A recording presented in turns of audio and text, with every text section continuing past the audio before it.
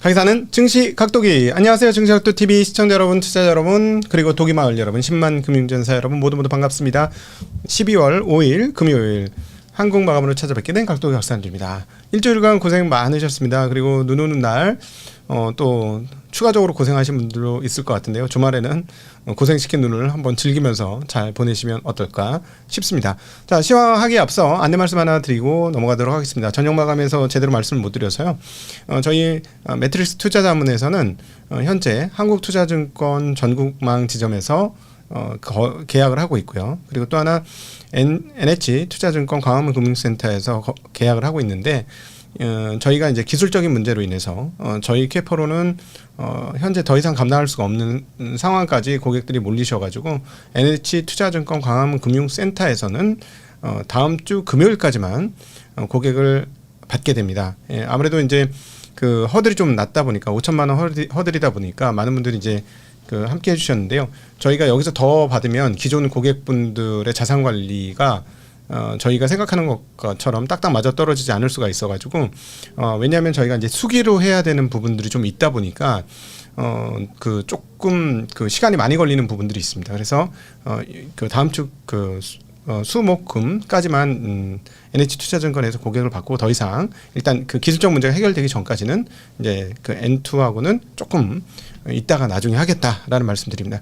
물론 이게 뭐 4,100포인트가 넘었다고 해서 클로징을 하냐 뭐 그런 건 아닙니다. 전 장기적으로는 여전히 한국 시장 좋게 보고 있기 때문에 뭐 지금은 뭐 단기적으로 고점에 물릴 수 있지만 중장기적으로는 한국 시장 투자 계속해야 된다는 입장이라서 뭐 그런 건 아니라는 점 말씀드립니다. 그리고 제가 시장을 어떻게 정확하게 맞출 수 있겠어요? 뭐 그건 아닙니다. 자, 오늘 거래소 종합주가 지수가 추가적으로 1.78% 71포인트나 오르면서 4,100을 회복을 했습니다. 그래서 이제 사상 최고치 근처로 다시 올라가고 있는데요. 이번에 그 주인공은 전기전자, IT, 반도체가 아니었습니다. 오늘 4,100을 만든 주인공은 로봇 그리고 자동차, 이렇게 설명드릴 수가 있겠습니다. 로봇은 어마무시한 테마라고 계속해서 오래전부터 말씀을 드렸었는데 참 재미났던 게 뭐냐면 로봇을 할 줄 아는 회사는 주가가 안 오르고 로봇의 부품을 만드는 회사들의 주가가 오르는 모습이 좀 신기했거든요. 근데 진짜 이번에는 로봇의 본진이 올랐다. 그 무거운 주식까지 올릴 수 있는 이 로봇이라는 테마가 정말 강력하다라는 말씀 드릴 수 있을 것 같습니다. 좀 이따 좀 더 자세한 내용으로 들어가 보도록 하겠습니다. 반면에 코스닥 시장은 이렇게 거래소의 강력한 상승에도 불구하고 하락 마감을 했습니다. 5.09포인트 0.55% 하락한 924.74포인트로 마감을 했는데요.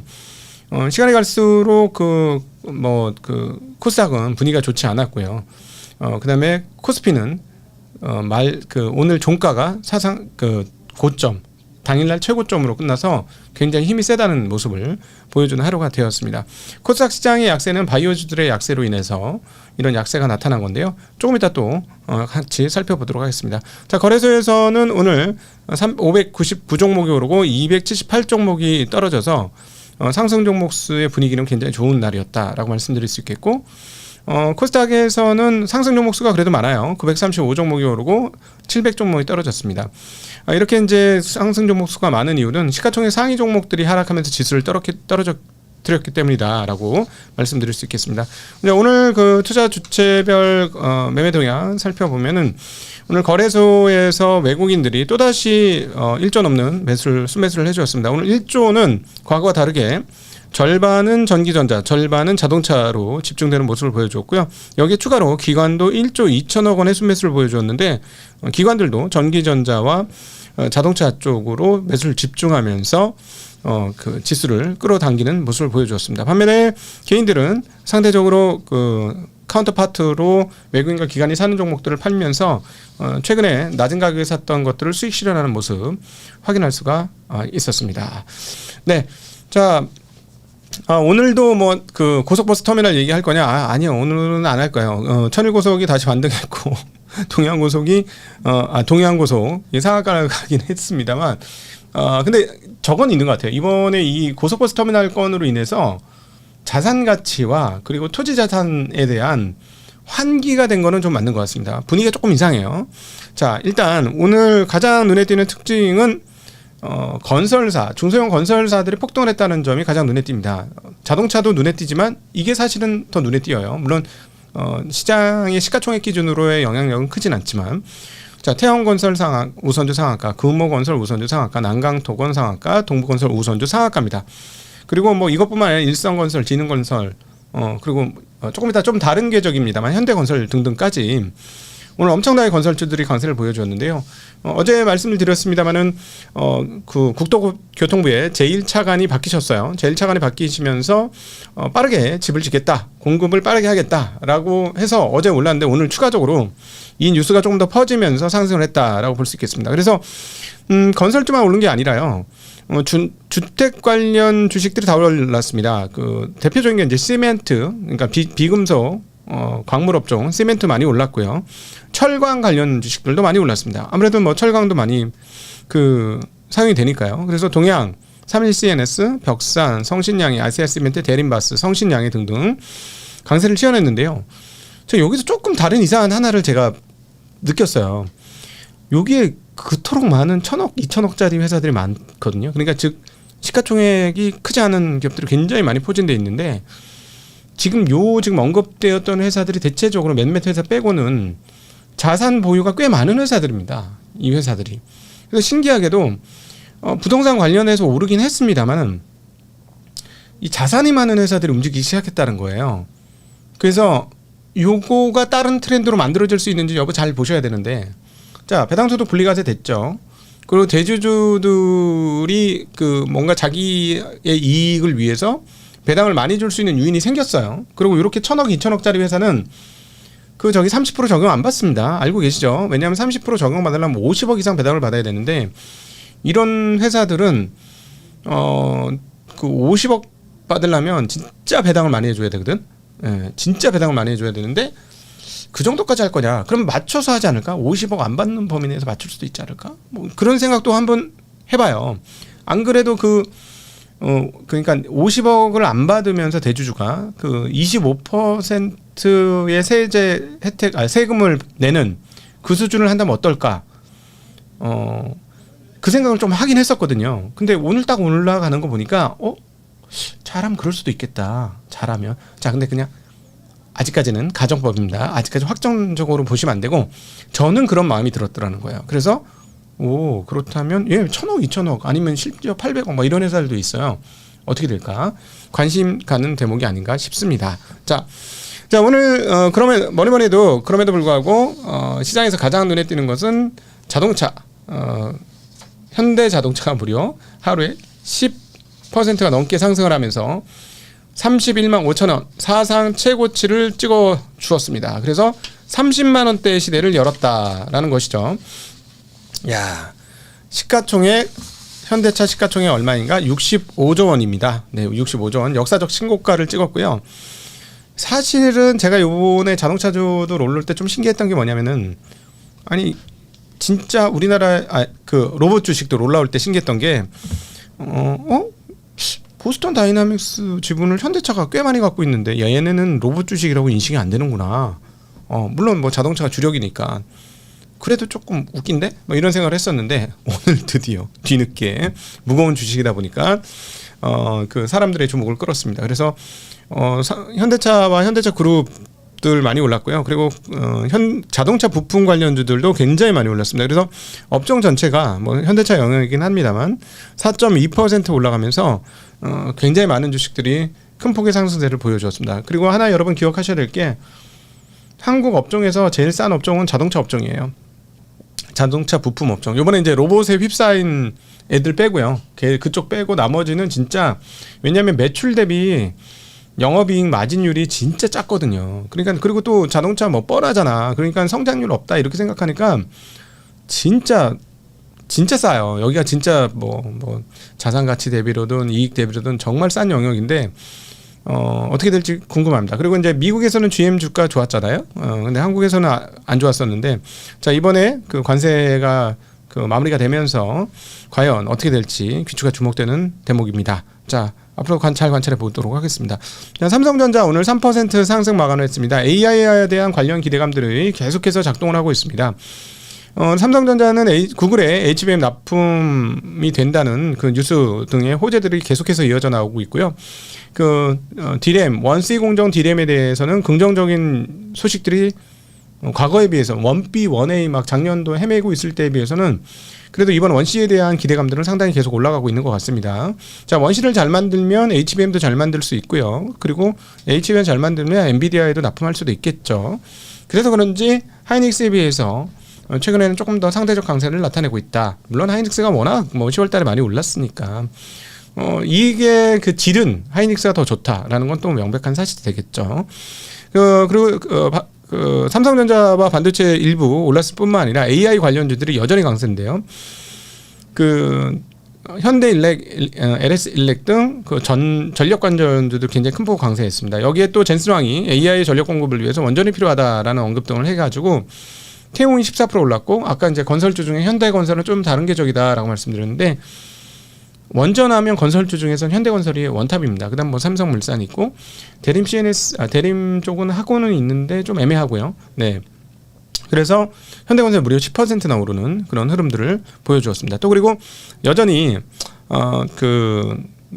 메모리 쪽 쇼티지가 계속되다 보니까 기판 관련주들이 계속해서 강세를 나타내고 있다라는 거 말씀드릴 수 있겠네요.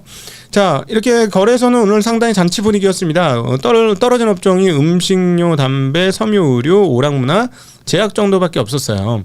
그러니까 나머지는 전부 업종들이 다 올랐는데, 반면에 코스닥은 오늘 떨어진 종목에 비해서 지수 하락폭이 매우 컸습니다. 그 이유는 시가총액 1위 종목인 알테오전이 큰 폭의 하락을 했기 때문입니다.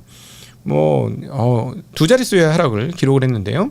알테오전이 왜 이렇게 빠졌냐? 독일에서 면역 항암제 키트루다 SC 판매 금지 가처분 결정됐다라는 소식에 두 자릿수의 하락을 기록을 했습니다. 알테오젠의 기술이 알트 B4인데요. 이거를 가지고 머크가 키트루다 SC 피하 주사 제형을 만들었습니다. 근데 요거를 이제 독일에 팔려고 하니까 독일에서 판매 금지 가처분을 냈다는 거죠. 근데 왜 그랬느냐? 이게 이제 특허 문제가 있다라고 독일에서 인정을 한 거예요. 미국 할로자임 테라피틱스의 특허침해 가처분 신청이 독일 뮌헨의 지방법원에서 인용되었기 때문입니다. 법원은 키투르다 SC가 할로자임의 유럽 MDASE 특허를 침해한다고 판단해서 이 같은 결정을 내렸는데요. 여기에 대해서 머크는 강력하게 반박을 하고 있습니다. 그래서 알테오젠이 개발한 알트 B4 기술이 알테오젠의 독자 기술이고, 관련 염기 서열이 할로자임 특허에 공개되지 않았다라고 주장하면서 이건 말도 안 된다는 이야기를 하고 있고요. 그다음에 이제 할로자임의 특허가 너무 광범위해서 재현이 불가능하고 무효다라고 반박을 하고 있다고 합니다. 그래서 이렇게까지도 얘기했더래요. 전 무슨 말인지 잘 모르겠는데, 할로자임의 변이체를 모두 만들면 지구 무게보다 무거운 물질이 된다라고 하면서 말도 안 되는 주장이다라고 반박을 했다고 합니다. 그런데 어쨌든 이게 법원에도 인용이 됐기 때문에 악재는 악재죠. 나중에 다시 풀린다고 할지라도 그러니까 이것과 관련해서 코스닥뿐 아니라 거래소까지도, 아까도 말씀드렸지만 거래소에서도 제약이 제일 많이 빠졌거든요. 제약 바이오 업종이 상당히 안 좋은 모습을 보여주었고, 리가켄바이오도 5%대, 삼천단대약도 또 빠지고 전반적으로 다 하락하는 흐름들을 보여주었습니다. 게다가 조만간에 이제 알테오젠은 거래소로 이동하기 위한 주주총회를 하거든요. 그러니까 이게 이렇게 떨어졌다 이제 이동하면은 코스닥을 그동안 이렇게 막 세워줬다가 딱 한 방 매기고 가는 거네. 자, 코스닥은 어쩌냐? 코스닥은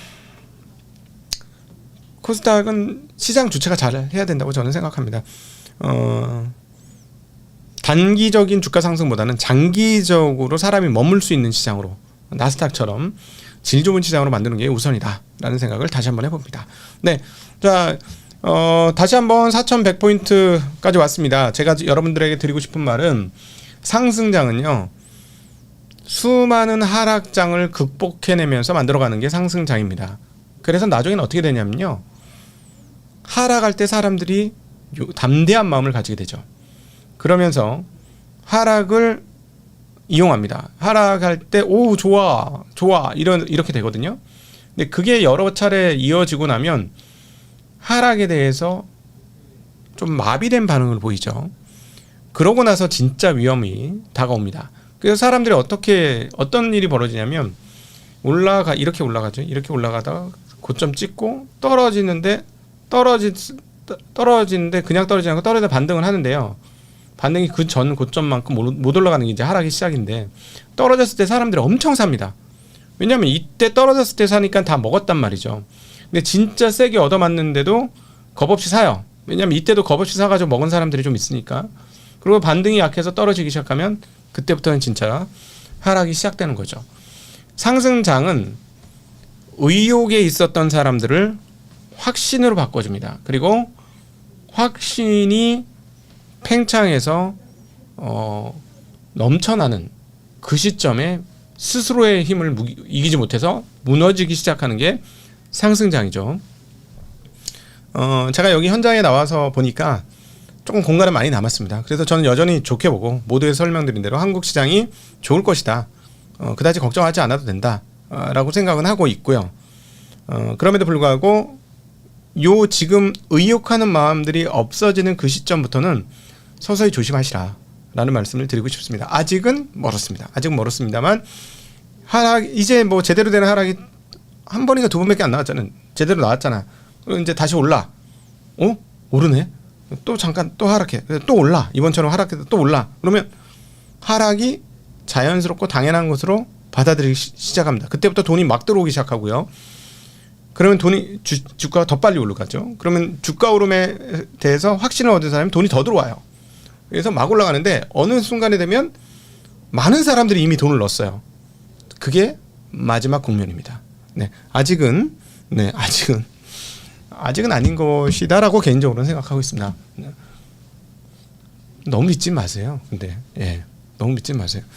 저는 그걸 어떻게 판가름하냐면, 기업들이 나에게 주는 현금 흐름이 충분할 때는 괜찮다. 시중 금리에 비해서.